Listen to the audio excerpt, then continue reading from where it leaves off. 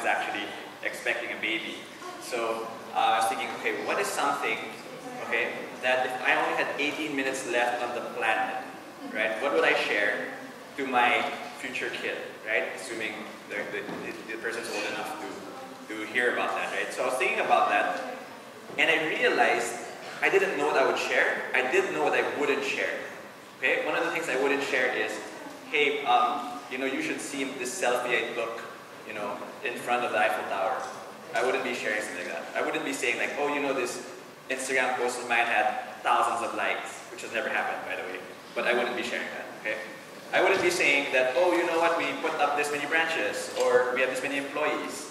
I wouldn't be sharing that we have this much money in the bank account, because he might just get disappointed that that's all he's going to inherit. But what I would be sharing, I realized, and I started thinking about it, is I finally sort of like decided it's going to be this simple statement, which is, I would encourage my future child, and this is my encouragement for everyone, to live a big and valuable life. And I would explain it simply.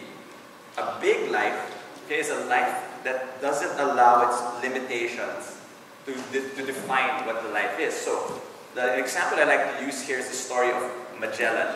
How many of you here know Magellan, right? He was not killed by Lapu-Lapu. We actually don't know which of the guys killed him, right? But we do know that he was here in 1521. And so the story is, imagine an 8-year-old boy flying back into time and meets Magellan and says, you know what? Magellan, who was the world's best explorer at the time, right? His ship was the first to circumnavigate the globe, all of these different discoveries. And the little boy tells him, I can do what you did in less than a day. I can go from Spain to the Philippines in less than a day. And Magellan, the world's #1 explorer, goes to the kid and goes, you're crazy, you know, you're too young to be smoking weed, right? That's impossible. And the kid goes, no, I can. And Magellan goes, okay, prove it. And the kid goes, I'll take an airplane. And then Magellan will tell him, what's an airplane? And the kid will say, well, an airplane is this flying machine. And Magellan will say, what's a flying machine? Like a bird? Yeah, I guess you could say it's like a bird, but, you know, it's mechanical. It's like, huh? Well, it's like this big metal tube with wings. So do the wings flap? No, they don't flap, they're fixed. Then how does it fly? Well, the wings have engines. What's an engine? Well, an engine is a machine where you pour this liquid called fuel in it, you burn it, and it creates thrust. And Magellan's like, you're insane. He's not going to believe the kid. He's going to think the kid's crazy. And then Magellan goes, so this must be a pretty big plane. Yeah, it's so big. And in fact, it can be a fun experience. You know, like when I'm bored on the plane, I watch videos. And Magellan's like, what's a video? Well, it's sort of like, you know, you have an actor and an actress, and sometimes they act things up. So, oh, like theater. Yes, finally, we understand each other. It's like theater. And he goes, that must be a huge plane. If you can fit a whole theater, right? And he goes, actually, no, I watch it in the back of the seat. It's like, you can shrink people? Right? In other words, you have the world's #1 explorer telling this little kid that his thinking is impossible.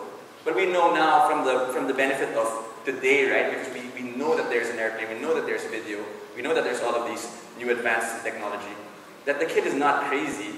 The kid is simply describing a future that's built on idea upon idea upon idea upon idea that the guys from before can never comprehend. The kid is not crazy.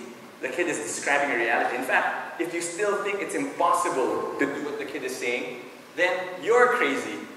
Because thousands of people, millions maybe even, like ride planes every day and land in different areas. They do what Magellan did in a day. So a big life for us is a life that's not thinking with limitations. It's not saying, this is the idea, I haven't figured out, this is all I can be. Okay, a big life is a life that's more like the kid saying, you know, I can do this. Okay? Maybe I haven't figured it out yet, but I will figure it out. I will be teachable. I will discover things. I'm not going to say, oh, just because I'm born in this situation, that this is forever my circumstance. A big life is someone that expands that.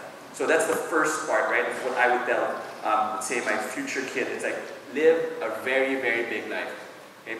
Don't say it's impossible. You have no idea what you're going to achieve. But more importantly, I would say, live a valuable life. Okay? And what does the word value mean? So when you're in business, you're basically obsessed with creating value. Okay? You're obsessed with creating shareholder value, customer value, value for your team members, basically value for your different stakeholders. So one time, I was asking myself, I wouldn't call it like a crisis, right? But I was really thinking about what is really valuable in life. Because if you make a ton of money, like all you need to do is meet a lot of rich people to know that that won't necessarily make you happy. Okay? And if you don't make a lot of money, it also is not going to make you very happy either. Okay? You have a lot of famous people who aren't happy. You have a lot of people who aren't famous who aren't happy. So it's not either one of these things, right? A lot of the things that people chase won't make you happy. So I said, we need some sort of criteria. Okay? And I'm sort of the guy who, my wife will tell you, I always want things to be objective, right? For what is valuable in life, and I basically listed down these 6 things. The first thing is when you look at the world, valuable things are made out of valuable materials. So many times when you look at something that's expensive, it has gold or silver or diamonds, you know, it's more valuable. Second thing you'll find is that valuable things are intricately crafted. Okay? They're handcrafted. Like the very famous Hermes Birkin bag takes 42 hours to make, handcrafted. They use expensive materials, expert crafted. Okay? But before you think I'm trying to peddle a materialistic lifestyle, like, hold on, right? The third thing you'll find is function. So for example, a MacBook Pro is more valuable than a MacBook. It's more powerful, can do more, stronger processing power, all of that. Then you have rarity. When something is rare, one of a kind, single edition, limited edition, it tends to be more valuable. And then you have lifespan. When something lasts, something is durable or has high quality, it tends to be more valuable. And finally, maker. So I like wearing these cheap black shirts, but you put a guy on a horse on my shirt and it becomes expensive, right? Because the perceived value, the quality all of a sudden is embedded into that thing. But when I started applying this criteria to the things in my life, and the things that, not just what were present in my life, but things I was aspiring for example, some people want a nice car, right? The better the materials, the better the maker, the better the quality, the better the intricacy of it, the more valuable. You look at, say, haute couture, right? The better the materials, the maker, the craftsmanship, more valuable. You look at anything in the world, bottles of wine, right? The maker, lifespan, the chateau, right? More valuable. Then I realized I had been very foolish because everything I was chasing was inert. You know, cement, if you want like houses, it's inert. Wood, inert. Cloth, inert. Inert means there's no life. Okay? And I was chasing, for example, cars, metal, no life. Clothes, no life. Okay? Success, like none of that had all of that had no life. And I realized that people were the most valuable. Look, let's apply the criteria to people, right? But it's kind of weird walking in a red circle, right? But when you look at people, right? Materials, what are we made out of? We're made out of cells, okay? Like, I am so blown away watching the development. You know, we just had an ultrasound yesterday. Watching the development of, like how it goes, I don't want to be graphic, right? From, into a zygote and all of that, right? But I'm blown away, okay? It's just like, that was me, of course, and my wife. But, it's like, but when you think about it, that's the amazing part about life, right?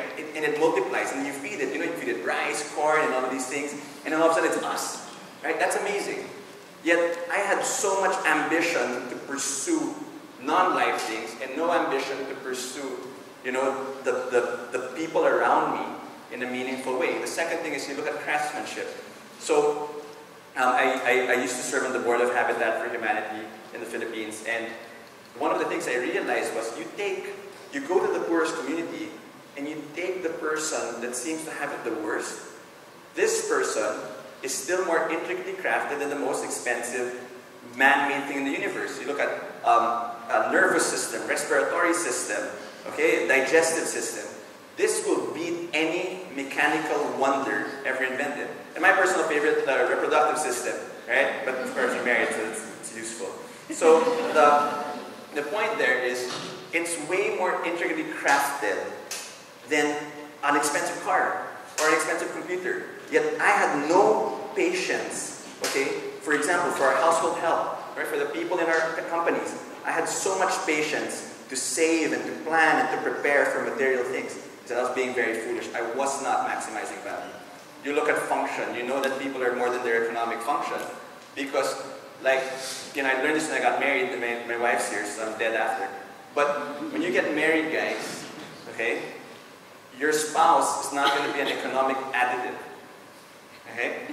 Potentially, you'll save on tax when you have kids, all that. But the reality is, okay, if I just wanted to live for myself, I could probably get more stuff for myself if I stayed single. Okay? But what I would miss out is the joy that my wife brings me. You know, it's very priceless, and one of my favorite things every day is to just wake up and then there's my wife, you know. And I'm not gonna make the face she makes in the morning, right? But it's still very pretty. And so the thing for me is, yes, my food bill quadrupled, right? Because my wife eats a lot. But the joy I have is infinite. And I'm looking at this kid now. This kid who's not even born yet is costing me so much money already, right? But the joy it's giving me, okay, is infinite. And I think sometimes, like, we chase these things that don't have life, and then we realize little by little, okay, wait, you know, we didn't live a valuable life. And you look at rarity, everyone is single edition. Every single person cannot be replaced. Every person is one of a kind. Okay? It doesn't get any more valuable than that. And then if you look at Maker, okay, so one of my business partners is actually an atheist, and I'm a Christian, so I believe in God. He doesn't believe in God. But our worldviews actually align in saying, like, you know what? Well, he believes man made man, I believe God made man, right? But he was saying, like, no matter who made man, it's still very valuable. And when you think about lifespan, I like what he told me. He said, like, I believe that we do live on in the lives of people we've impacted, in the lives of people we've touched. And I think about that, and that really inspired me, which is like, you know, if you're a spiritual person, you believe that you live on in eternity. So I want to live a life that's worthy of eternity. But at the same time, I want to live a valuable life that lives on in the lives of people I've touched. And so when you combine these two ideas, living big and living a valuable life, what do you end up with? You end up with a life that's not just obsessed, right? But it's like really passionate about impacting other people's lives in a big and meaningful way. When I say that, I don't mean inspiration.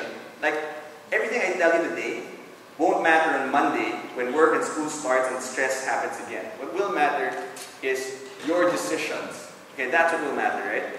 And so, what is important is that we realize that, okay, A, I'm not limited, and B, I should use that unlimited potential to impact people in a meaningful way. And what that means is we make people healthier, we make people wiser, we make people more purposeful, we help people with relationships, and we make people wealthier, maybe not in the sense of becoming like billionaires, but giving them access, okay? Having them wealthier experiences in life, right? That's what I think is a big and valuable life. And so I realized that if I had 18 minutes to live, right, I can mention, I won't be like pulling up memories that I thought were so cool, right? Oh, I went to this party and got smashed, you know, and came home at 6, right? That's not the memory I'm going to pull out. What I hope to be able to say is, what I hope for all of us to be able to say is, I lived a big and valuable life, that I've made the lives of everyone around me better, making them healthier, wealthier, better relationships, more purposeful, okay? And I'm going to live forever, right? In eternity in the lives of people I've touched. So I hope you guys got something today. I hope that was a good start to the morning. It's very quiet, so I get nervous when people are quiet. You know, like in karaoke, you know you're a bad singer if people are laughing. You know you're a terrible singer when people are quiet. So I guess it's kind of similar. Okay, thanks everyone.